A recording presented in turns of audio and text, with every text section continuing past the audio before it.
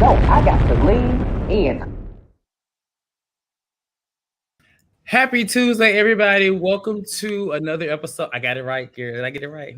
Yeah. Happy Tuesday. Welcome to another episode of The Lean for the Real Housewives of Salt Lake City. I'm here with Chad. Hey, Chad. Hey, Shante. And I just want to say, welcome, Shante. This is your first time appearing on this panel. So for this show, we've had literally the same panel for the last 4 years. Well, through last three seasons.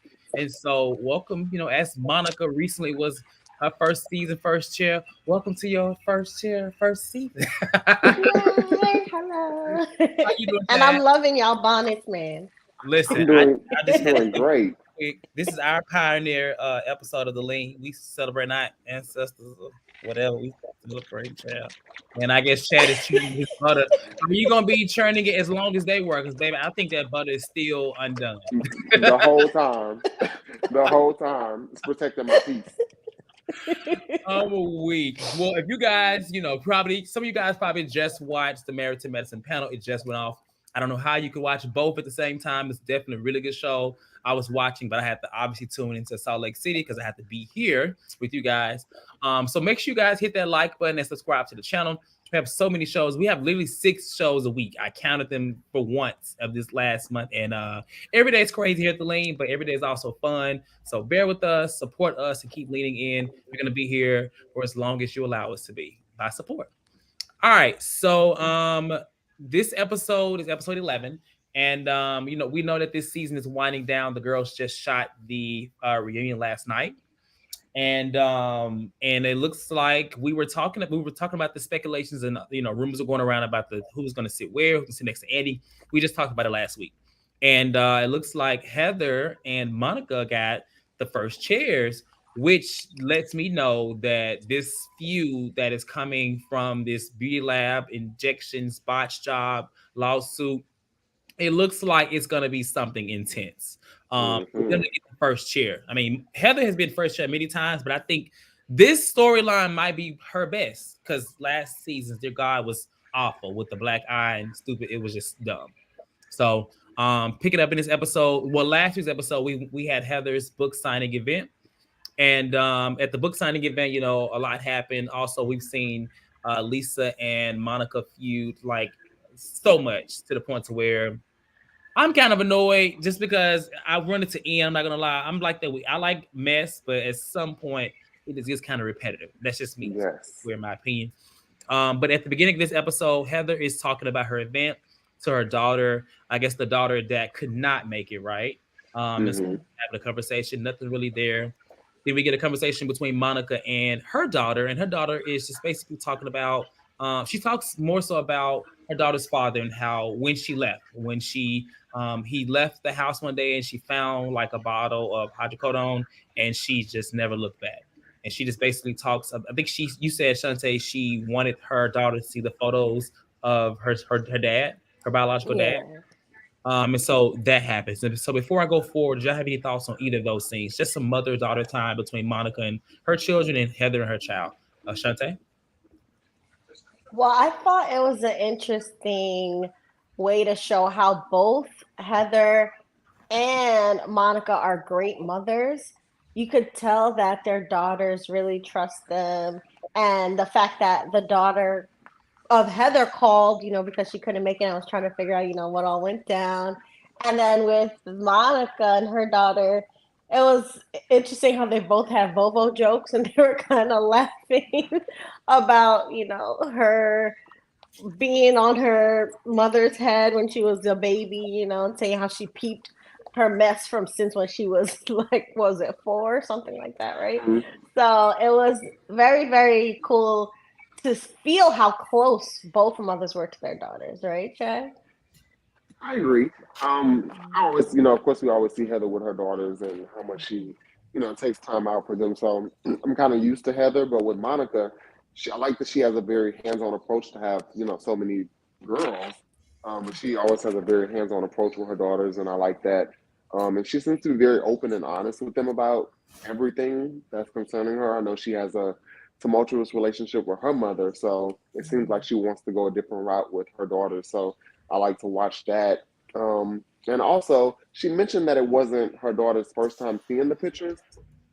So I'm not really sure, like, maybe were they just reminiscing? I was kind of lost a little bit why they were even looking at the photo book.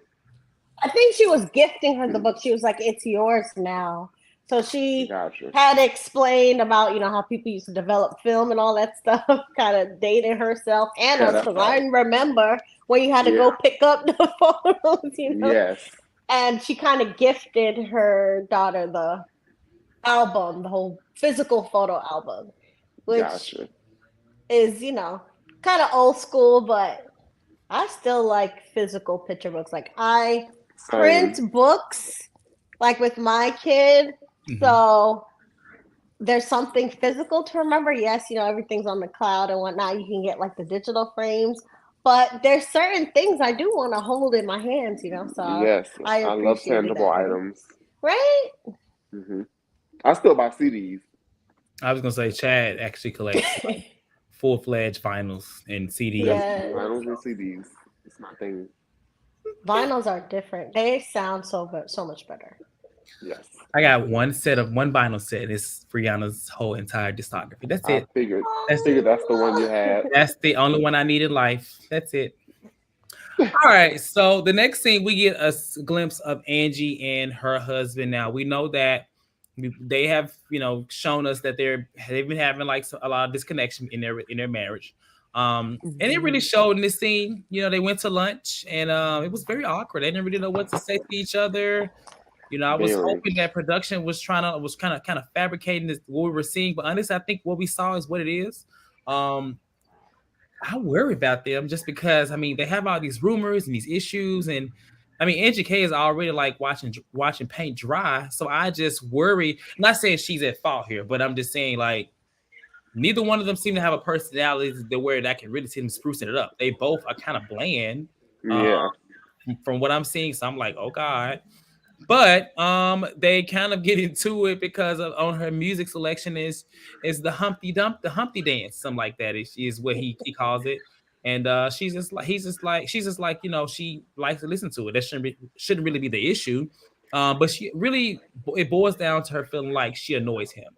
She feels like she has moments to where maybe she want to talk to him, but she also doesn't want to annoy him. So I was listening to them there.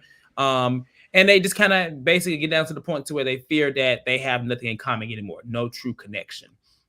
So you guys can give me y'all thoughts on this, but Chad, specifically for somebody that's been in a long-term relationship, I want to ask you, like, how did you feel seeing this actual scene, and like, what are your thoughts on being able to like spruce up something that? Because relationships, we want longevity, but realistically, I'm sure all couples run into this at some point, from whether it's 15 years or even sometimes 2 years. It's just a hmm constant. So, Chad, what's your thoughts? It was very cringe to watch for one, and I guess because it's on TV Mhm. and you are like looking at it, so it was kind of cringy to watch. But to answer your question, it's very relatable because you do hit a mark where you kind of are relearning each other, or you are, not on the same page.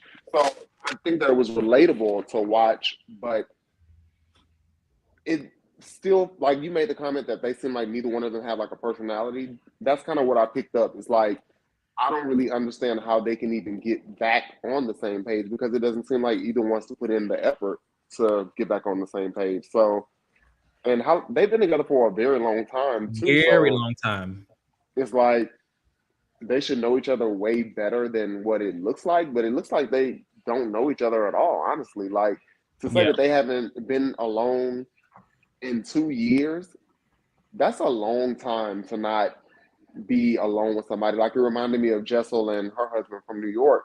But that was different, with the postpartum. But Angie and Shane's daughter is almost a teenager. So it's like, what is going on that y'all don't ever make any time for each other? It doesn't seem like they want to, in my opinion. And I don't really see them. I don't want to say I don't see them lasting, but I don't see them ever giving us like couple, if that makes sense. Mhm. It's very strange to watch, and it kind of adds a little validity to the rumors that The Meredith rumor. put forward. Yeah, so I don't know. Okay, Shante. Mm, I think y'all are right about their vibe being off. And they do seem to make better business partners than like life partners, you know? And the way she was kind of shading him for liking country music, and he was like, "Listen, I always like country music," and she was like, "No, you don't listen to it right now." I did think it was funny that she liked the Humpty dance because that Yeah, is just that was so definitely weird. random. It's I'm like old school hip hop. I was like, "What does she know about the Humpty dance?" Because I used to like that song. Humpty dance is your chance. Do the hump. That's the Yeah, song. that's Yeah, the song. Oh, Yeah. that was I definitely didn't. I didn't random. really know. I'm like, not know that. I'm like, what song is that? I'm thinking like, I'm thinking it's something like the Shark song or something. I didn't know if it was something else. Mm-mm, that's a hip hop song. Oh, Yes. I, It's you know, I, all. I don't want to say like you said that they're gonna have a struggle, have a hard time, or even get divorced. But I will say they're not beating the rumors. It does get very roommate ish. We don't even really see them sleep together. I mean, we don't really see couples sleep at all on this show. But we don't really see every time we see it's like she's over here or he's coming in here. I don't know. It just seems like there's a big gap there. She And said the daughter sleeps with them. Like what? yeah, yeah, Why is an almost teenager sleeping with y'all? I have no clue. But I hope that they can make it. And like I said, Angie is not my favorite, but I don't wish it upon her. But she is a bore, and so yeah, I don't know. But she says she feels like she annoys him, but she annoys us on TV. So I can I was gonna imagine say she how annoys she us, so is. baby. I don't know. All right, Okay. girl. So then we get Heather and Lisa, and Heather is meeting with Lisa. And I'm gonna say Lisa is meeting with everybody.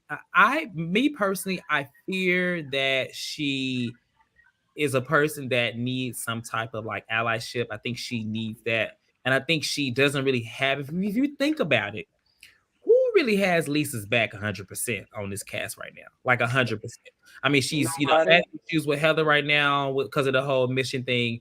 Her and Whitney is on her side, but it seems honestly like Whitney's kind of annoyed with her a lot this season. Like she's Mm-hmm. like listening to her and trying to be rational, but she's really annoyed. I think she's probably regretting creating the alliance with her because we know that Whitney was so happy to be friends with Lisa last season, but this season I think she's kind of regretting it. Yeah, I agree. I think she's regretting because Lisa is kind of, she's a little different to me in many, some good, some bad, but she's a little different.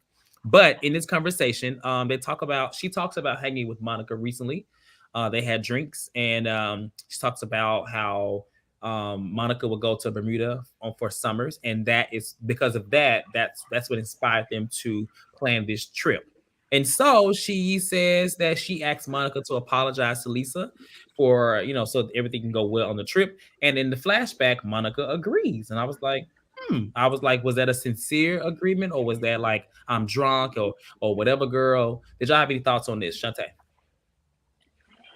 I guess first in terms of who would have Lisa's back the most, Mm-hmm. I feel like she and Meredith need to get back really on the good foot because I think Meredith was her greatest friend and ally, and you see how loyal Meredith is to Mary, and like bringing her back on the show.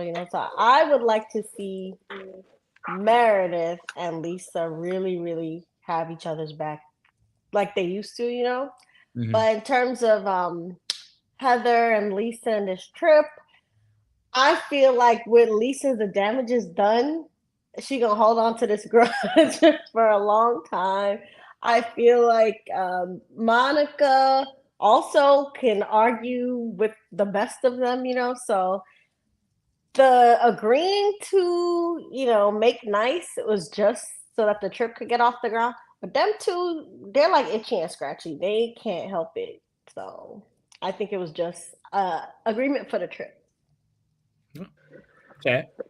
I don't have much to say besides the fact that I think that Heather and Lisa, I actually like their interaction together. I feel like they could really be good friends.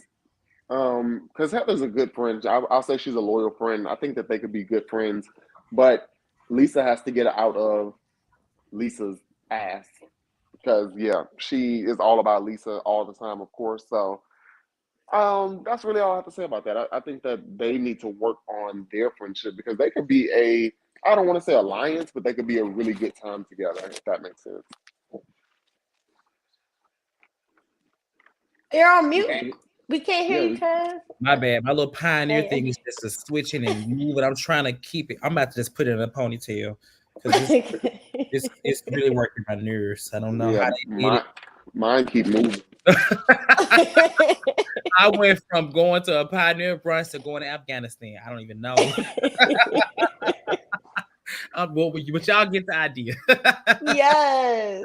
All right, so another scene after this, small, but it was Whitney and Angie getting together. And in this conversation, they kind of talk about the differences, their differences with their husbands. Whitney talks about, them being together for 14 years, but they feel like they also are losing this connection and they kind of like don't know each other.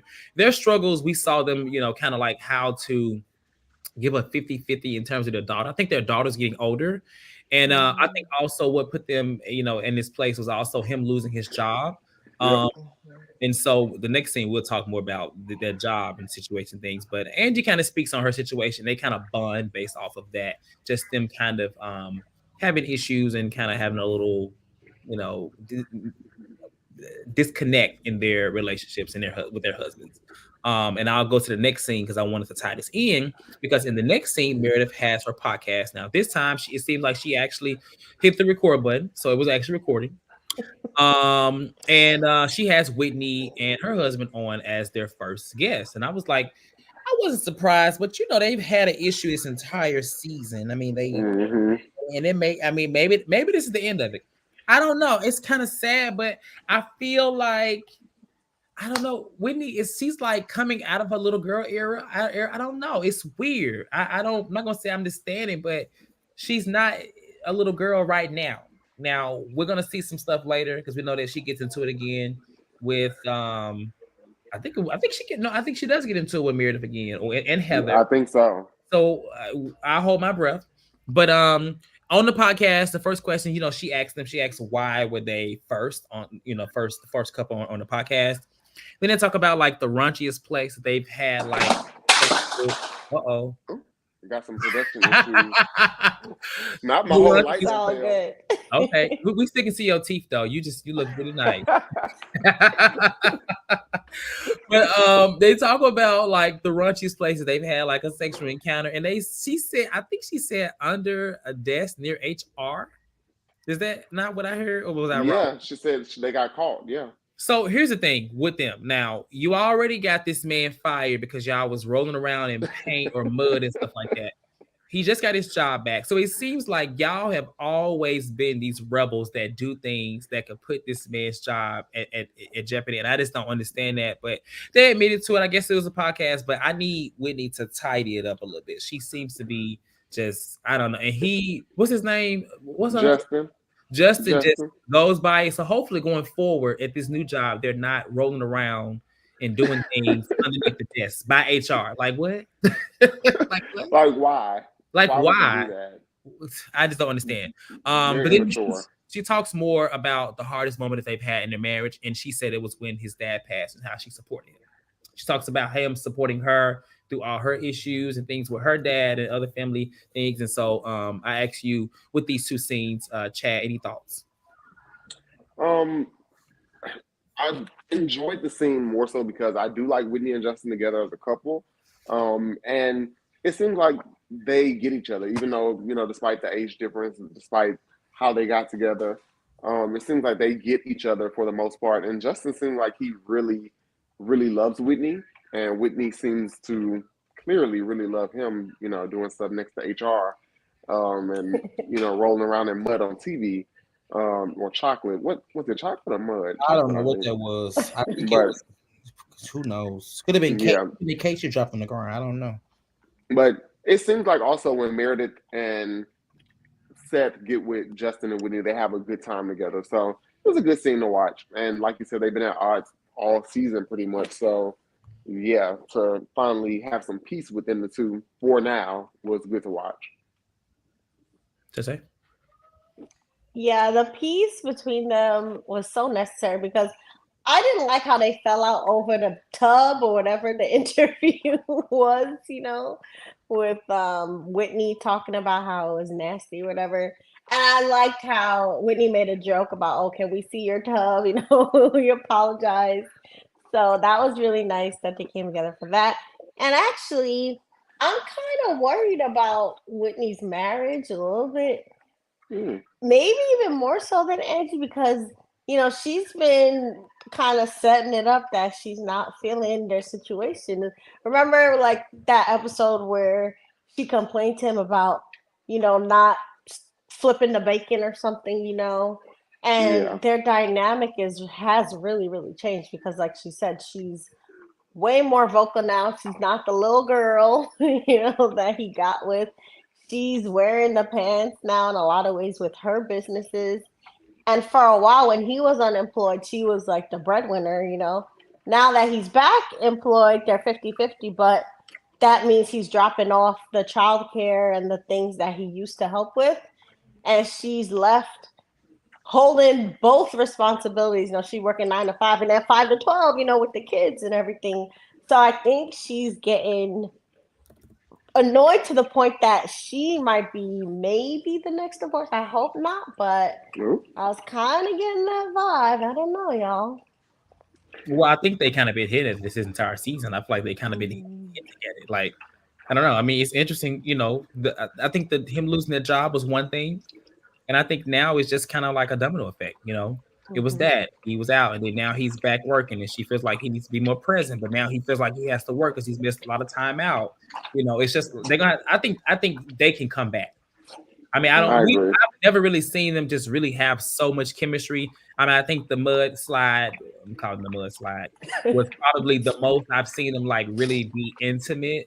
And even then, I feel like they were doing that last season, whatever season it was, to kind of get the spark back as well. Yeah, I think so. It's kind of like been going on for a while. So that Bobby, what's it? Bobby said Bobby Whitney, Bobby Crystal, whatever her name is. What's her daughter name? Bobby something? Bobby Rose. Just Bobby. Okay, so she's getting older, and I think that we don't see. I still didn't know she had a son until last week. I did not know that. And then I did not know until he came down and heard them yelling. But I think with them getting older, it's going to be even harder, because I mean, children can bring together, and they can also kind of create a divide. Just because, from what I'm noticing, parents, they kind of lean on those kids and forget about their marriage. So hopefully they can come from it. I don't wish divorce upon them, but she gotta work on it. I just thought about it. We haven't seen a divorce play out on this franchise yet. Meredith and Seth were close to it on the first season, but they picked it back up. Mm-hmm. They were. They definitely were. Maybe that's why they chose them to be on the podcast first too. Possibly. I mean, it makes sense to have somebody else on the cast on there. I mean, because who else would they have? You can't have Monica and her. Who would you have on there? Angie and her husband. Meredith's not talking to Angie. Right. Lisa and John. Lisa and John, I mean, they know each other. That probably would have been probably the safest choice, but I thought Whitney and them was probably the best, in my opinion. Okay, so then we get to the Pioneer Brunch event held by Heather. I call it Oregon Trail / Handmaid's Tales. It was so many things. That's why we sit up here with these things in our head. I put mine in a ponytail because mine is not sitting like Chad's. But listen, Chad got it. A ponytail is always in my go-to. And so the event is like out in like this country looking area. There's like goats and lambs and sheep and so whatever it was over in the side. There's probably some cattle everywhere else. And when Heather gets there, she is met with the planner. There's bonnets on the side and they have to put them on. She's all excited. And so everybody arrives. Everybody, as they get there, everyone's like, "Oh my God, no, please, no costume." Lisa probably was about to freak out because she freaked out about her belly dancing outfit she wore at the beginning of the season. And everything seems to work. Everybody kind of goes along with it. I was kind of surprised to not see Mary. Then again, I don't think Mary would have did it. Same. But I thought she was gonna be there for some reason. Yeah, I would. I mean, she is technically, if she's like not a full-time housewife, but she's the only friend, and usually when they're like the only friend, she's kind of treated as if she is. I mean, they showed her in the seating chart, when they don't use no friends in the seating chart. So yeah, and she's gonna be there this year. So we'll see how that goes. But she's not there. But when Monica arrives, she speaks to Lisa. Lisa goes to Coffin, and she does not speak. Previously we saw that Monica said she would apologize, but it seems like Lisa is not really receptive of it. I thought we would have got a bigger reaction out of Lisa earlier when she found out about Monica apologizing to her, but nonetheless, they start the activities. They start to churn butter. Chad, where your okay. And the funny thing about this was that they were doing this the entire scene through conflict. Like it don't matter what was going on, they was still somebody was over there like the entire time. It was cracking me up because it was like, this is so weird. Salt Lake City, I will say at this point, they to me have mastered themes and just looking ridiculous because every season they look ridiculous in all their events. They have mastered that, and I love it. Especially to be in Salt Lake City, like a place that not really do all that, but they really go above and beyond. Lingerie, we've seen what was that thing they had last year? The Marilyn Monroe looks. Oh yeah, the luau's.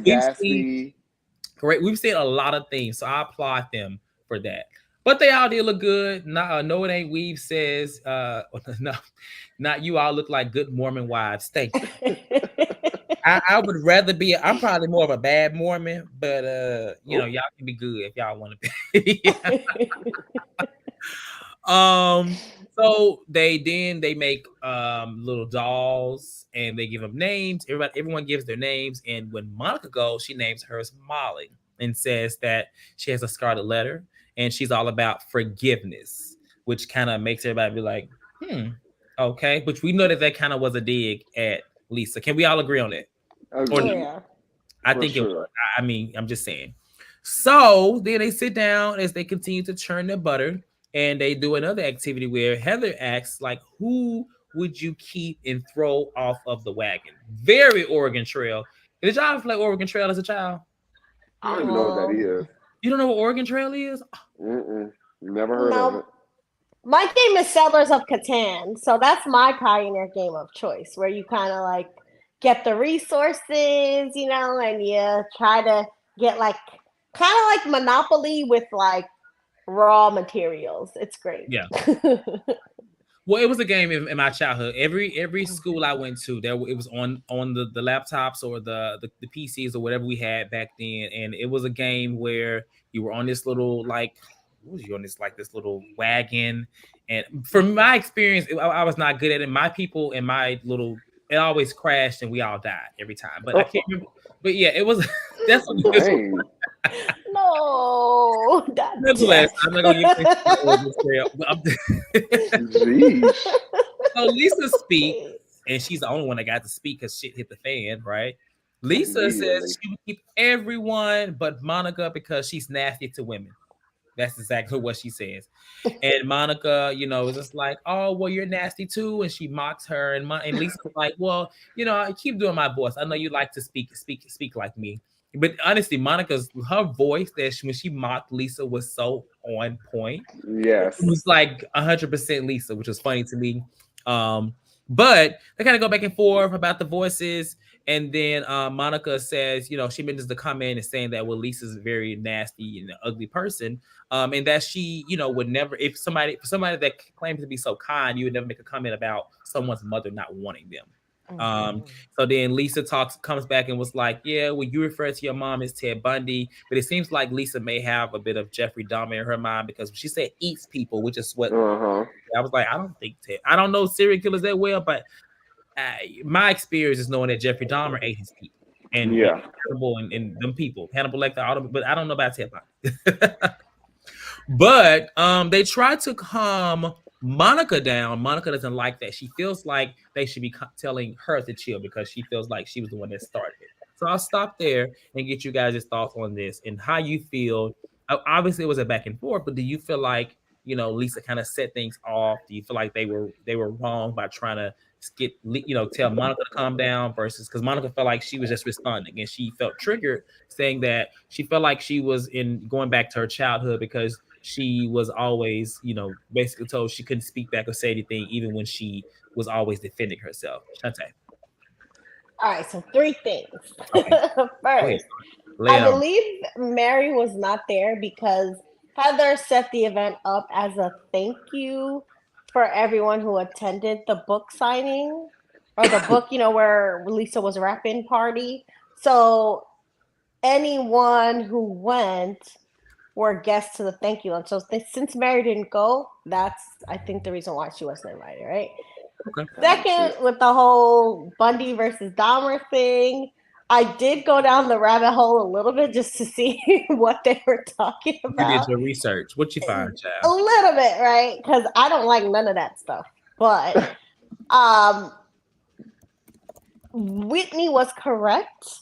The only instance, I guess, where Bundy did something a little Dahmerish, apparently he broke into a sorority house and he did bite somebody's booty. And that's part of his trial. Like, they got an orthodontist apparently to like match his teeth to the bite marks in somebody's booty or something. And that was like part of his trial. But usually he was more like lure and kidnap and either, do what those kind of bad people do person. So yes. Third, I know it's kind of all over the place. When it came to the fight, I think Lisa totally started it, but she had the excuse of the game because she was asked who she gonna throw off the wagon. And I think Whitney had high expectations for Monica because she put it in her head, listen, we're hosting this Bermuda trip. You got to make it right with Lisa. So I think the reason why people got so mad at Monica, specifically Heather, right, was because she was supposed to make nice, That's what I feel in a nutshell. Okay. Yeah. So Lisa started it, but like Shante said, she had to be right to do it because it was a part of the game. And had she just said, I'm going to throw Monica off, they would have been like, or somebody would have been like, well, why? Tell us the reason. So, I mean, she technically did what she was asked to do.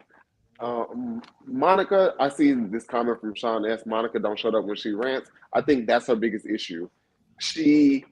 It's okay for you to respond, but Monica goes on and on and on and on, and it's kind of like Whitney in a sense, but it's a little more aggressive. So it's like actually, yeah. So it kind of makes her, out to be the bad person. I think that's why Heather was like, calm down. Bring it down some. So in that sense, I kind of was annoyed with Monica, but I felt her, overall, I felt where she was coming from because it was a tit for tat, and Heather acknowledged it was a tit for tat, but they were only coming at Monica, like, telling her to chill, when really they could have just diffused the whole situation and told both of them to shut up. Yeah.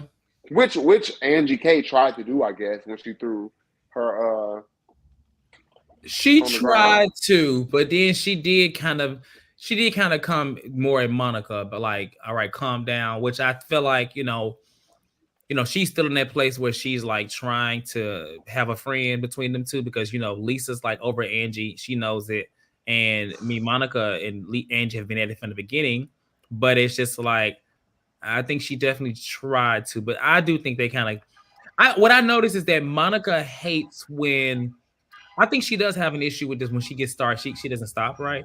But she hates when she's told to, the person she's at it is not given the same, like, hey, calm down, because I think they were kind of like, letting Lisa get away with it. Now, Heather is the real villain here because she's the one that made the damn game.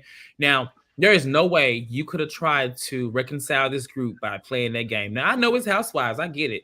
But there's no way you can honestly think that's just like, Sheree at her damn peace thing she had this past season. But she wasn't starting peace. She was starting mess. So it's just like, Heather, you couldn't have thought that. And then you let her go first. Maybe Lisa should have went last because you didn't get a chance for anybody else to go. I actually wanted to hear what everybody had to say. I think it would have been much of a bigger event.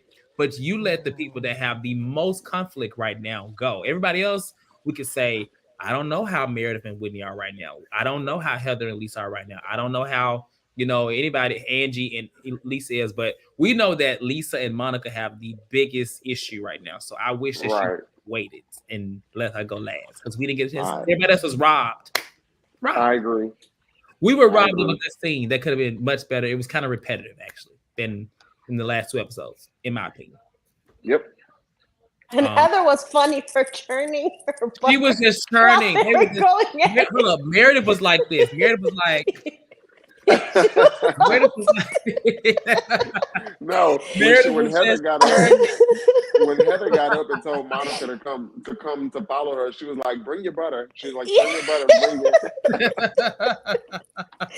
It was too much when I saw them shaking the thing while the two girls was going out. I was like, "Put down the butter and separate them." Put down the butter and it was just churning that damn butter. It was taking me out. Yeah, that was hilarious. Oh man. But so when this happens, now Heather, calls Monica. Monica's emotional, right? She gets up and she takes Heather Heather takes her to the side. And she's just like, what's going on with you? Like, we were supposed to be planning this trip. You know that we were trying to like get this together. We talked about it. It's supposed to be an event. We like talk about everything. We planned it. And why are you acting so different? We have a trip coming up. Monica's like, well, I'm not going. She's just like, what do you mean you're not going? Like, what has changed? Now, Heather acts like she doesn't understand what has changed. Honestly, I mean, clearly, if you read the room, you see that maybe if Monica did come in here, I feel like, I'm going to say this, I do think Monica would have came in and kind of been quiet, had things not jumped off. I do think that, I think she would have done that, but I think that kind of showed why she shouldn't apologize for something that she probably didn't want to. Mm-hmm. Now Lisa walks up and she apologizes. Her apology was kind of confusing because I didn't really understand what she was trying to say, but it was kind of backhanded because she was saying, "I apologize for." Well, what did she apologize for? I don't really know. I was for the mother comment, wasn't it? Yeah, she said, "I'm sorry if you felt that what I said negated your experience." Yeah, with your mom. She's like, I was just basically judging off of what I saw, and I didn't mean to negate your feelings, basically. Okay. Yeah. So, do y'all think that was a good apology? No. For what was actually going on? I was like, because I'm surprised Monica didn't blow up. Honest, I was like, okay, you coming over here to apologize, but what is this apology? Because it was weird. I don't know. It was very weird. I also thought it was very, very Lisa Barlow. Like, let me try to rub it under the rug. Like, it was like, girl, no. Like, if you don't apologize, actually apologize because you know what you did and you know that it was wrong. But Lisa has always had an accountability problem, and we know that. So I didn't expect nothing else from Lisa Barlow.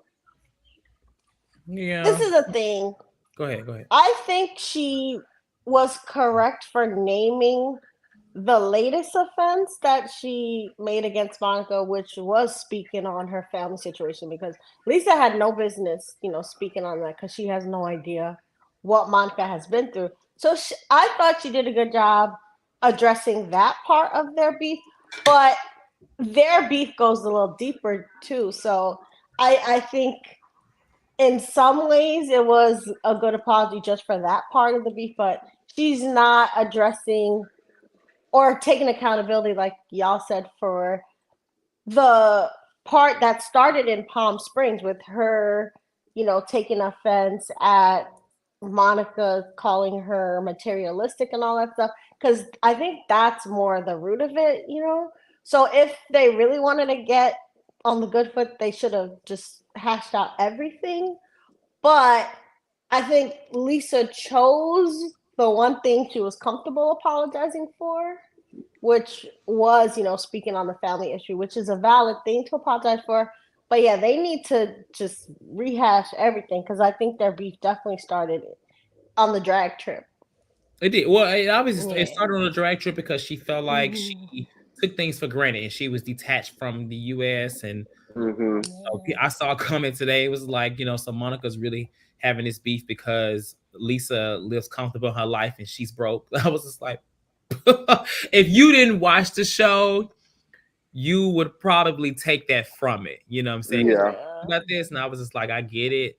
But that's really where it stemmed from. But it went to this. I think it escalated when she found out that Lisa had things to say about her and her mom's relationship. I think that's where it got it to where we are now. It started off as that.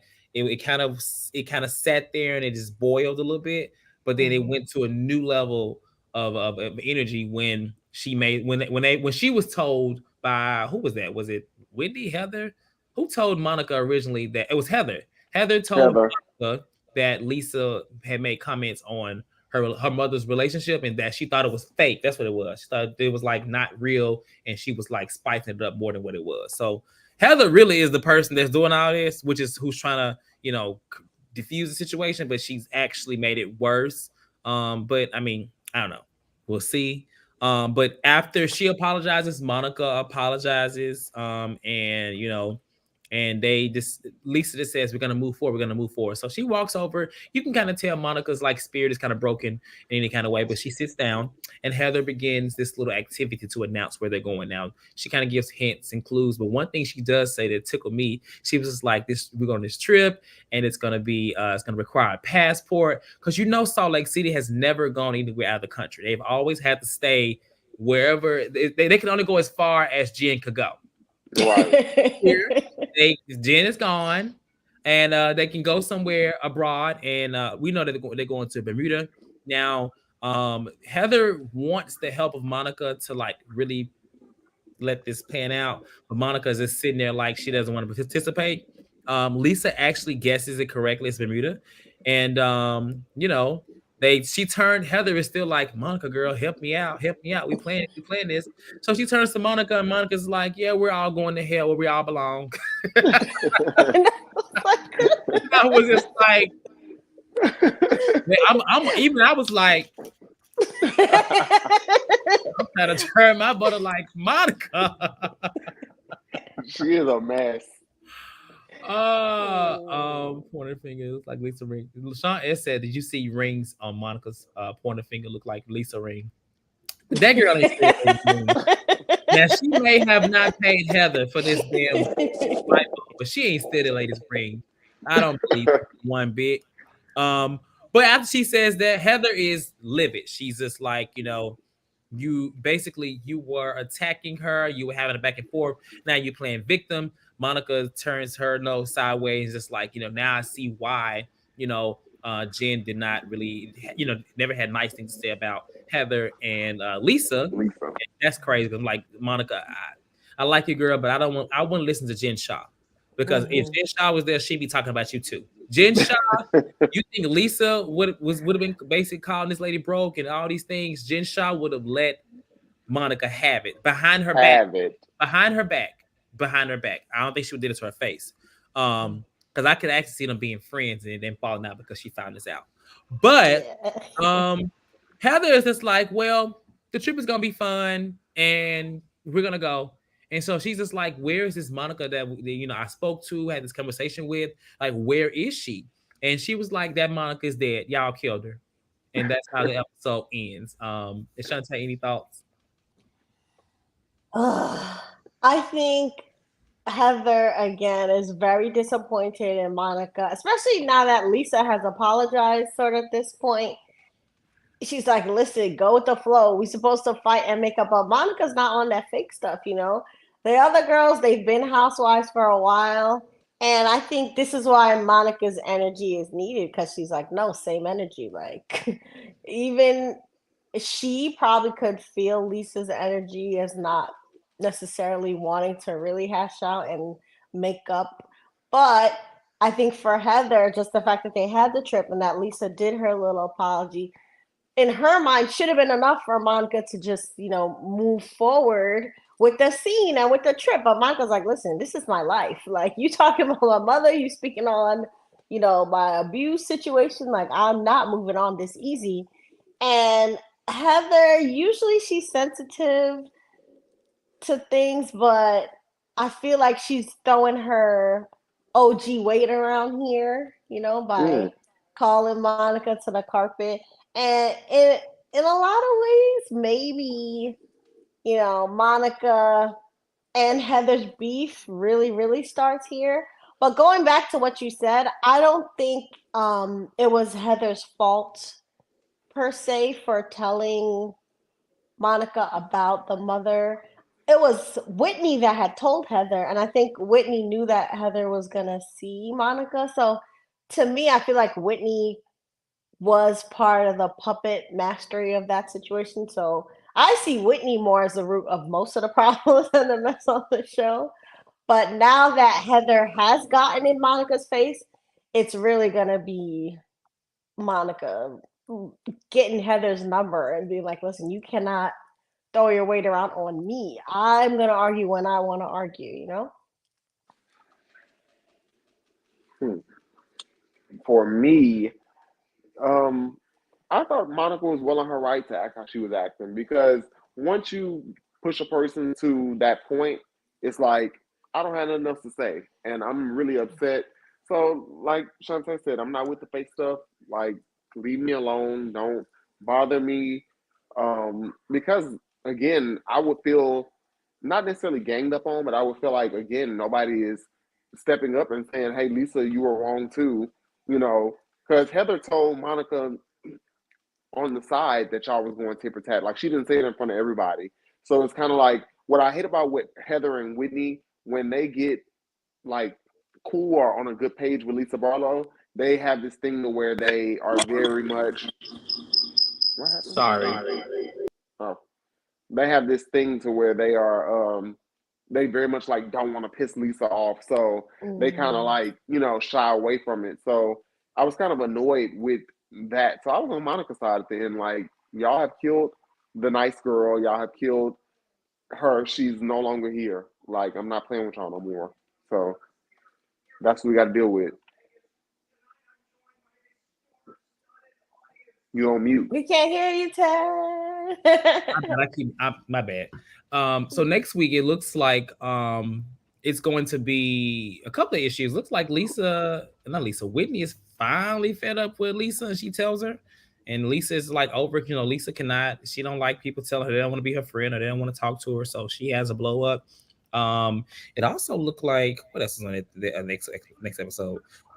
We kind of see, Monica and Mary, like they creating a little alliance. I feel like Monica feels like she doesn't really have anybody to talk to in this group, so I guess she goes to Mary. We know that Monica is like having an issue with everybody apparently at the reunion. So I hope that her and Mary are okay. I mean, we'll see. Do y'all think Mary's gonna go to Bermuda? I don't know. I can see her not going. I would hope she would go. I would hope she would, but Mary she funny acting. Well, but this is a cash trip. I think she'll go. I don't know. And even if she goes, she ain't gonna participate. It's true.